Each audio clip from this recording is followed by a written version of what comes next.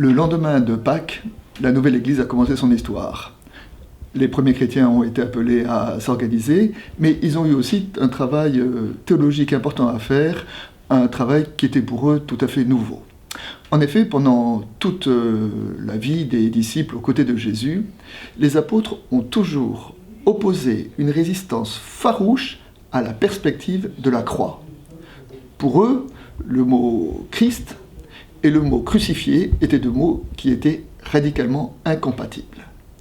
Et quand Jésus de Nazareth a été crucifié, alors pour eux, c'était une dévastation, c'était un désastre, ils ont eu le sentiment d'un énorme échec. Et à Pâques, ils ont fait l'expérience que celui qui avait été crucifié est ressuscité, et donc qu'il est bien le Christ de Dieu. Et donc pour la nouvelle Église, le défi théologique, c'était de dire, mais comment donner un sens à la croix ? Dans l'évangile de Luc, à 2 reprises, après la résurrection, on dit que Jésus a ouvert les yeux des disciples sur les Écritures pour ce qui le concernait. Malheureusement, Luc n'a pas pris la peine de nous transmettre, à nous les lecteurs, quels a été les textes ou l'interprétation que Jésus a donnée à ses disciples pour leur faire comprendre la croix. Alors nous sommes obligés de chercher. Un indice nous est donné dans le Nouveau Testament. Le verset de l'Ancien Testament qui est cité le plus grand nombre de fois est le verset qui dit, c'est un verset du psaume 118, qui dit « La pierre qu'ont rejetée les bâtisseurs est devenue la pierre de l'angle », c'est-à-dire la principale.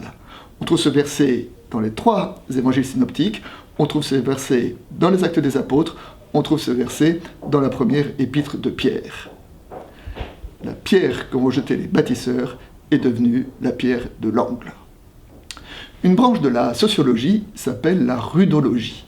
La rudologie étudie une société ou un groupe humain à partir de ses poubelles. Dis-moi ce que tu rejettes et je te dirai ce que tu es. Avec l'Évangile, la rudologie pourrait prendre un sens théologique, spirituel, en disant que c'est justement ce qu'on rejette qui qualifie particulièrement, et peut-être qui nous fait tenir debout. La grande nouvelle de Pâques, c'est que peut-être nous sommes invités à jeter un œil différent sous les poubelles de notre histoire, les poubelles de notre société, les poubelles de notre Église, car il se pourrait que c'est là que le Christ se situe.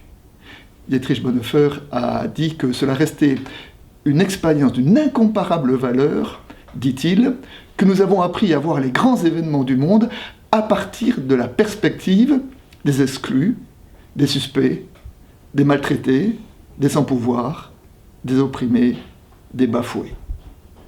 Qui a dit que l'Évangile ne faisait pas de politique ?